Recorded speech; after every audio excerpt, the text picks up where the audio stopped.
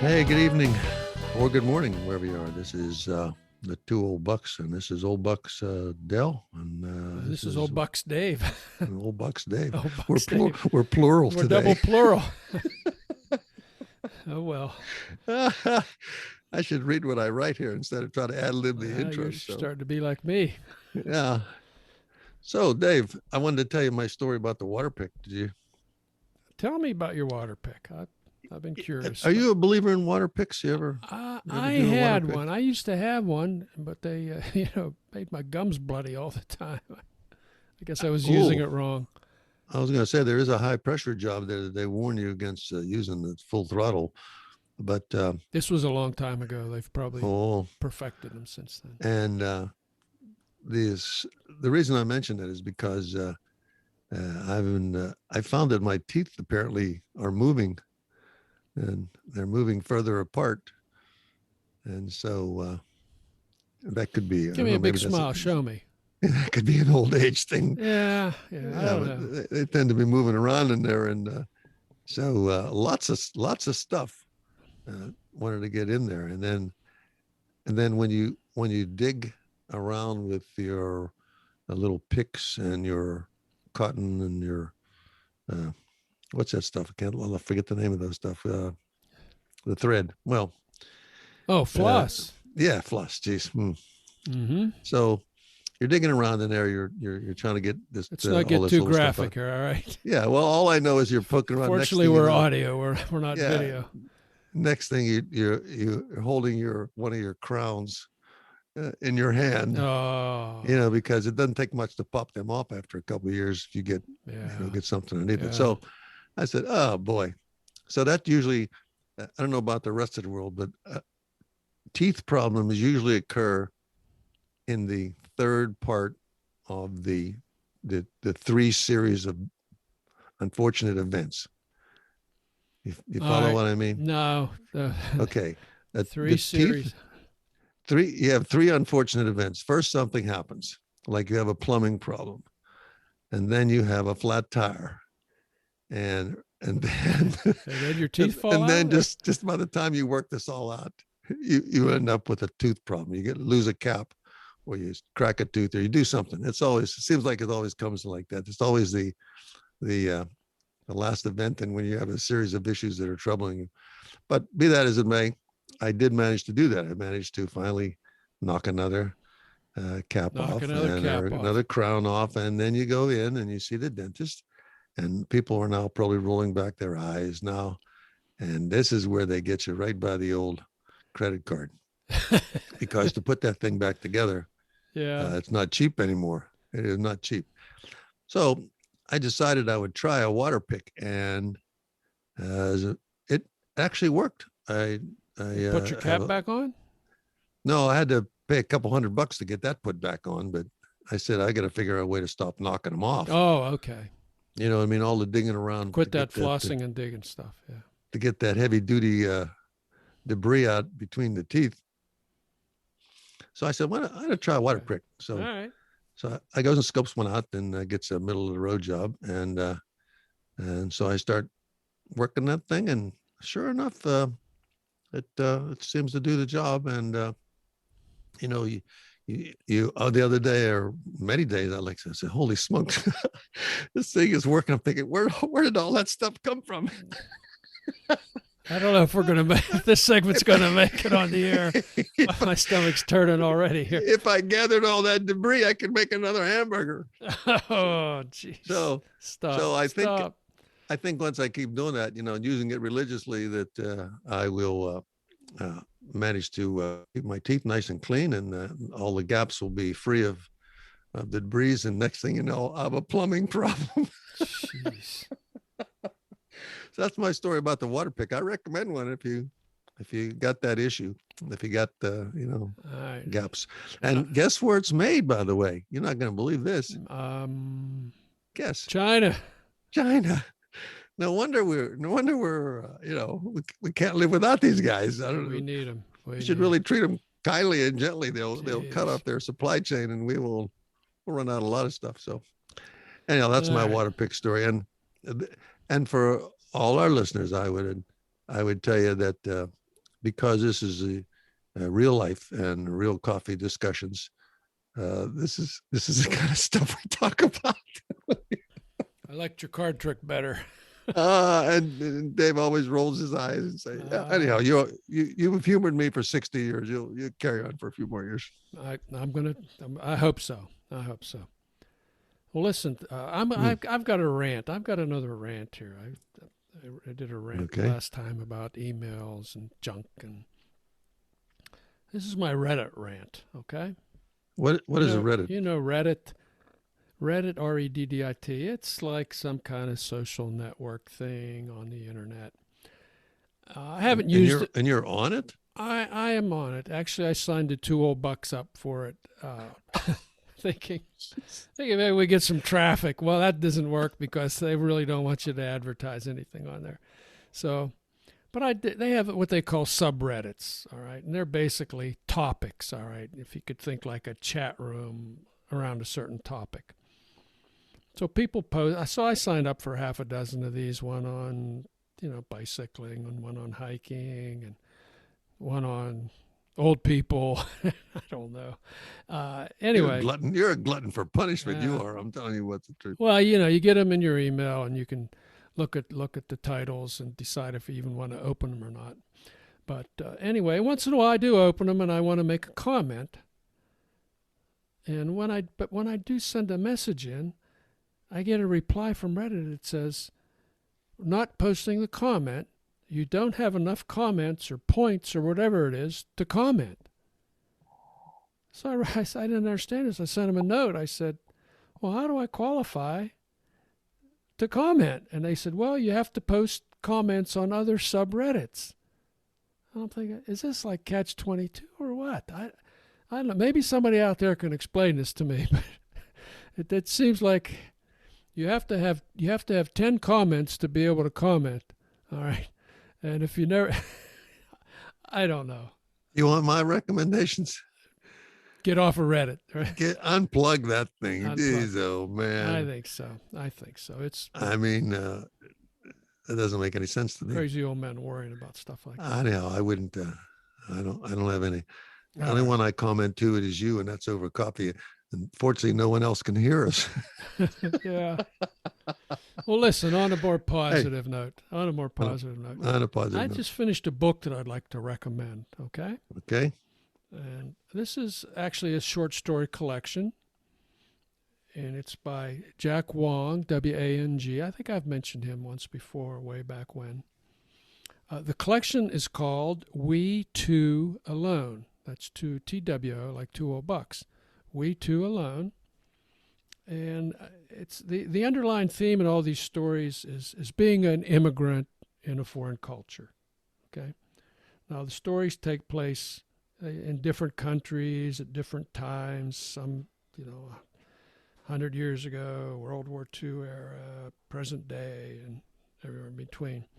And Jack obviously is well, not obviously, but he's of Chinese ethnicity. And so he's writing about the experiences that the Chinese immigrants may have had in different countries and different settings and different times. So the stories all take place in different times, as I said, and they all really leave you with some good food for thought. They're not woe is me stories at all, really, but they show the subtle and sometimes not so subtle ways that societies and cultures, deal with somebody who doesn't look like them. All the stories roll out smoothly. There are no last sentence twists or Hollywood endings. Very real and great writing. Just published in June by Harper Via. That's a division of HarperCollins. And you can also go to jackwongauthor.com. I'll put that in the liner notes if you want more information on him or his works. But they're really, really great stories. I've enjoyed every one of them. Usually in a short story collection, if there's 10 stories, maybe 6 of them are good and 2 of them are okay and 2 of them are real dogs. These were, every one of these stories was good. So I would highly recommend this collection. Well, coming from you, that's that's a good recommendation because you're a reader. But as I ask, even in a book club or something, I always ask this: what made you pick that up? Was it just by chance? Because a lot of times you hand me something and I'll think, oh, well, you recommended it and I tried and it turns out to be interesting. I would have never picked it up myself. This was a fellow that I had I took an online course from last summer. Okay. During the COVID time, and of course this is his first collection. He's obviously these stories have appeared elsewhere already, singularly, but this is his first collection. He's written a lot of other things too. He's got an interesting background. He teaches at Ithaca College now, and he was a great teacher. I got to tell you. Teaches writing. Yes, he teaches writing at Ithaca College. So, all right. Shout out to Jack, Dr. Jack. Hey, Mr. Dell, you asked me the other day about NFTs. We had an episode on NFTs a while back, dropped on June 9th, as I recall. And you subsequently sent me what you called your stovetop art. You remember that? I do. I remember my stovetop art. And what did you say? You said, sell it for me. Sell it. Can you sell this as an NFT for me? So I thought, well, I'll find out. So I've done a little research. Now this could be a little dry, so you're gonna have to spice it up as we go along here. But this is what it takes to buy and sell NFTs. All right. So. Okay, but I mean, since we know very little about it, and we know it's pictures and stuff like that, and since I had an original piece of art picture that I sent to you electronically, that's what we're talking about. Like, how would you actually turn something like that and try to sell it? Right. In case our listeners forgot. Right. And you're the only one I know that could even figure that out. So I've gone out there and I found some examples of, how do you set up a cryptocurrency account? How do you put money in it? How do you buy something? How do you sell something? Okay. So here it goes. So we talked about NFTs, non-fungible tokens. These could be art or anything, and basically you're selling the rights to the original, whatever it is. After doing all this research, I think there's another name for NFT, and that would be numerous fee transfers. Oh, it ain't cheap to do this. You mean the host, whoever hosts this? I mean, if you're buying or selling, you've got some fees associated beyond what you think the transaction price is. Okay. So I mean, there are various online marketplaces where you can post your NFT art. The one that I looked at is called OpenSea, SEA, and it's kind of like eBay. You can either auction your art on it, or you can set a buy it now price. So you've got to set up an account in OpenSea, and that's easy, pretty easy. All right, and then you have to get a digital wallet. Okay. So this would be the money that you would use to pay for something that you bought through OpenSea. And I'm looking at it. There are several wallets out there. The one that I'm messing with is called MetaMask. All right, so you can download MetaMask. OpenSea uses Ethereum as its cryptocurrency. Hey, Dave, let me just chime in here for a second. We lost our. No. Should we warn our listeners that this is the melatonin issue? This is the. Yeah, man. So if anybody's listening to this, they're definitely snoozing. They will be snoozing by the time. So if you're about ready to nod off, go ahead and play the 2 old bucks. This is what we do. Okay. So you've set it up. Need a crypto account. So you got this Ethereum. So you have to buy some Ethereum. All right. You have to buy Ether. They call these coins are called Ethers. And so you go through a sign up process here, and then you have your MetaMask wallet on OpenSea. So you buy some Ether. Today, 1 Ether is approximately $2,116 US. All right. Ooh. They say, well, you probably should put $100 in the wallet, just to set yourself up. All right. So you buy a fraction of an ether for that $100. So it would be, hey, I'm doing this for you. I'm doing this for you, buddy. You're gonna have to speed up to the part where we can get it up there, because short version. Sounds like a complicated system. Yeah, it's not the simplest, but it's not terrible either. So you basically you've got a $10 fee to put your $100 in. All right, plus you have another 1% fee. So you're in for, say, $10 or $11 now. Now you're ready to buy. Go back to OpenSea. You look at the images that they have for sale. And I picked one here just as an example. It's one that's already out there. It's one of these cat meme things. And this one was priced at 0.005 Ether. That's around $11. All right. So you click buy on it. So you think, okay, it's $11 or $10.58 to be specific. No. You've got some more fees here to put your transaction into the blockchain. And this fee can vary depending on demand and whether you want it done slow, medium, or fast. So this is all using like Bitcoin things or something like that? You're using Ethereum. Yeah, that's the cryptocurrency. Oh, something equivalent to it's just another. There's a bunch of them out there. Another internet currency or something. Right. All right. So you wanted to buy this $11 NFT, and you have a gas. They call it a gas charge, and that's the charge that goes to the miners for putting this stuff on the blockchain. All right, while they're doing their craziness, and that's for this size transactions. That's going to be around $20. So you've got 1 plus 10 plus another 11 plus 20. You got $42 in to buy an $11 NFT, just for an example. Okay. And again, I'm only going to end up with a picture of it on my computer. Correct. But you will know that you have the original one, and all the other ones that people copy for free, well, they're just copies. Doesn't that make you? That doesn't make you sleep better at night. I think we ought to start with a stovetop art and just. All right, let's go to the stovetop art. Okay. Expose it out on YouTube or something like that. Is a new phenomenon. Now let's say we want to sell the stovetop art as an NFT on OpenSea. All right. Mm-hmm. So there's a 2.5% fee.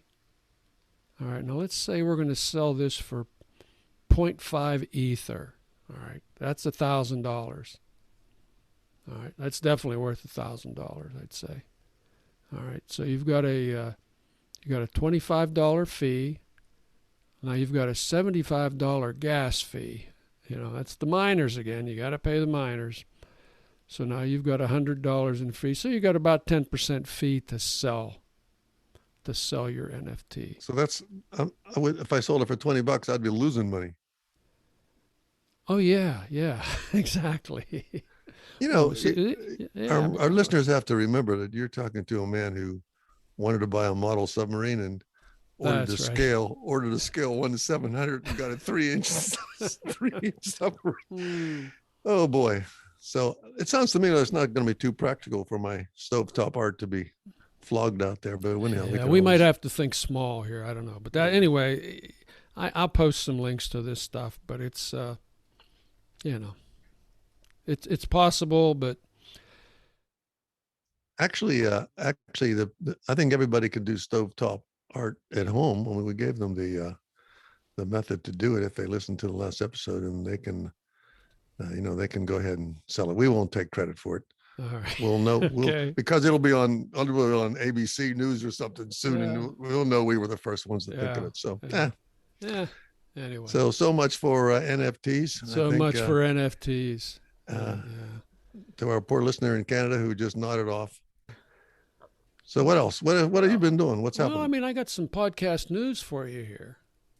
There's lots going on in the podcast world. This just came on the news recently. Amazon. You've heard of Amazon. Mm-hmm. Yes. People that own everything. They just paid somewhere between $60 and $80 million for a 3-year contract for the Smartless podcast.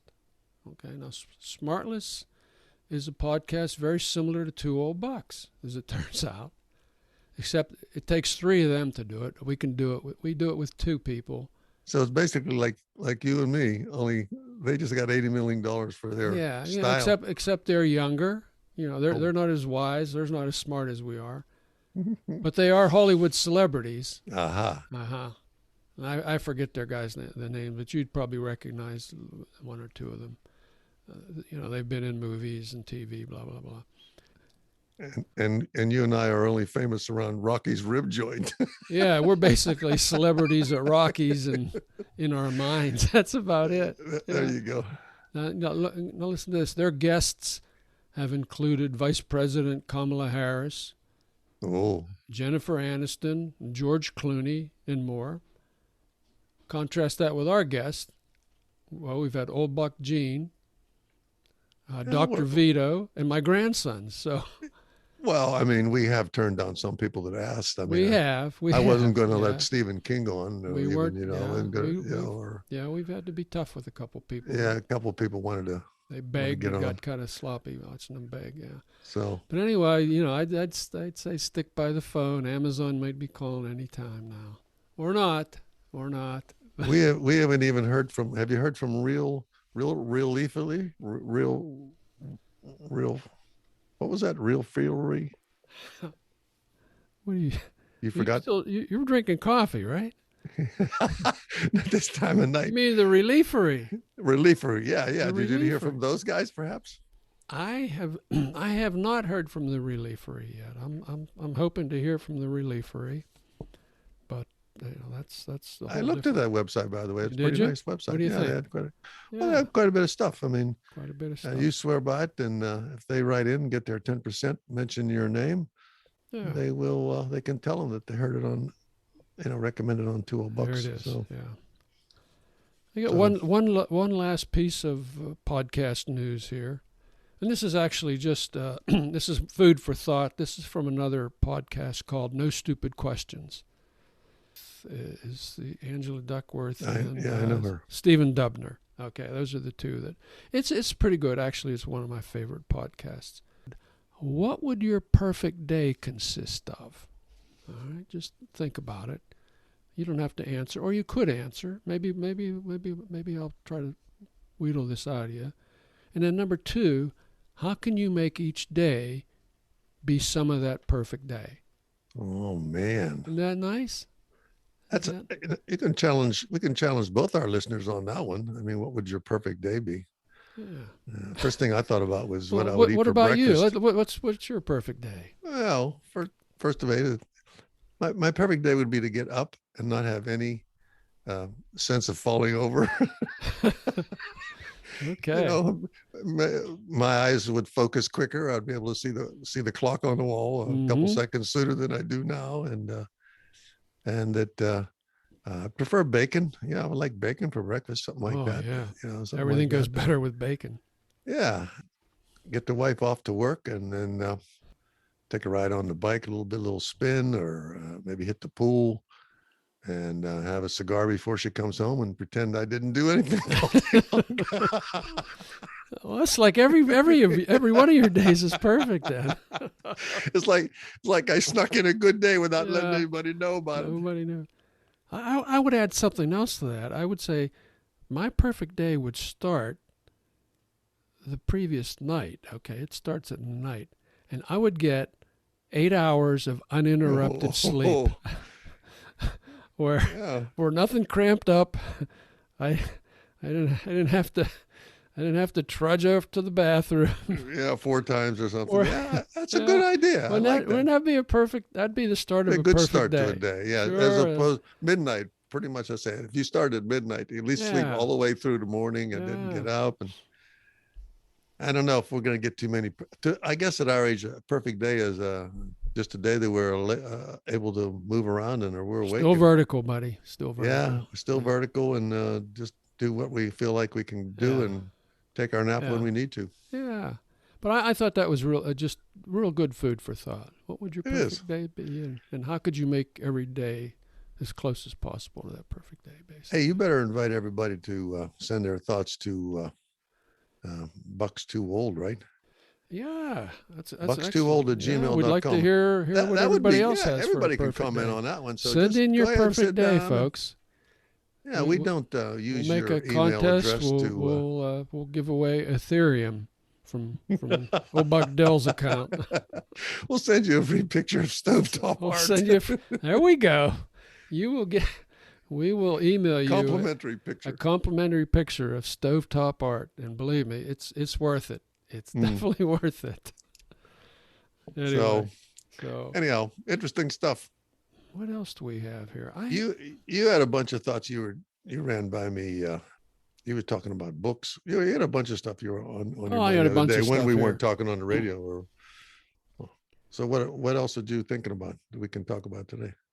Well, how about your card trick? Do we have time for your card trick? Oh, my card trick. You said you had another card trick. I do have a card trick. I do. Let me get the deck out here. Okay. All right. A bit of noise in the background there. Hold on a second. This is trucks going by the coffee shop here. Come on, unload that food at night. What are you guys doing? All right. This is a special deck of cards that I bought in a magic shop. You'll see. I'm just gonna shuffle them. But all of these cards are the same card. It's 52 cards of 10 of hearts. Did you just give away the trick? No, look, I'll show it to you. There they are. You see them? They're all 10 of hearts. All right. Yep. Okay. They're all the same. So they're all the 10 of hearts. Let me shuffle them again. And let me ask you to pick any 4 cards. All okay. Right.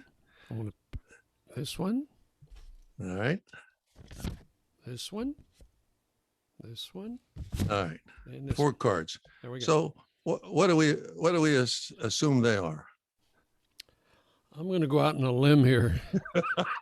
Okay, there's at least one 10 of hearts there. I'll show them to you. Look, they're all the 10 of hearts. They are. Okay. So what I want you to do is I want you to go ahead and take your marker and put an X. Put an X on the back of them, all 4 of them. Okay. Okay. All right. Thank you. Okay. Let me go ahead and put them back in the deck.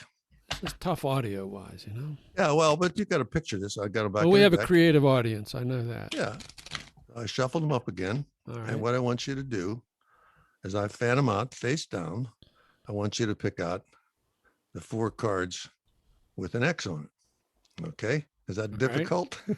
Right. Well, if you let me, if you show me the card, yeah. There you go. There you go. You got them all sprawled out there. There you go. All right. One. There we go. 1, 2, 3, and this one over here. And 4. Okay. Yeah. All right. So those are the cards you marked, and they should all be the 10 of hearts, right? But let me turn them over. Oh, yeah. Oh, the first one is the ace of spades. No, not this again. Second was the ace of spades. Third one is the ace of spades. And the fourth one is the ace of spades. Ace of spades. How do you do that? Oh, well, listen, it's not over. It's magic, isn't it? Okay. All right. So what I'm going to do is I'm going to take your cards that you marked and put them back in the deck, and I'm going to shuffle them. All right. So I got the cards that got transformed magically into aces. Okay. They're into aces. Now I want you to pick the same 4 cards out again that are marked with an X. All right. There's 1. I feel like Groundhog Day here. Okay. 1. All right. 2. There's 3. Where's the third? Where's the 4th one? There's the 4th one over there. All right. So now those are the cards that have the X on, and you assume they are what? You assume they're I'm going for the ace. Ace of spades. Spades. All right. First card is ace of spades. Second card is ace of hearts. Third card is ace of diamonds. And the fourth card is ace of clubs. Oh man! How did I do that? Okay, I'm not worthy. Okay. Now watch this. Watch this. You're not gonna believe this. All okay. Right. I pick up the 4 cards. We should do a video of this. Honest. Yeah, you should. Well, but this is, incredible. we're the first ones to do podcasts. Nobody would believe this. Card tricks. But it's real. It's really happening. So I'm taking the 4 cards. They're marked with an X. They're 4 different cards now. I'm putting them back in the decks. I'm going to shuffle them again, and I'm going to say I'm going to fan the cards out in front of you, face down, and you look, and if you notice, I've got them all spread out nicely. You do not see any cards marked with an X. And this is the best part. Now, I'm going to shuffle them one more time. This is the part that's amazing. Is this like loser lotto? No. I shuffled them one more time. I split them up. Now I'm going to turn them face up. And you'll notice they're a regular deck of cards. Ace, king, all the suits are facing all this. So is that amazing? And you're wearing short sleeve shirt too. Amazing. I'm telling you, amazing card tricks. These are brought to you by the Melatonin Brothers. For those of you about ready to sleep, tricks are. Can I take the mask off my face now that you made me wear over my eyes? Isn't that amazing? That is. Anyway, it's a simple trick. Everybody can do it at home. You get the magic hero. deck.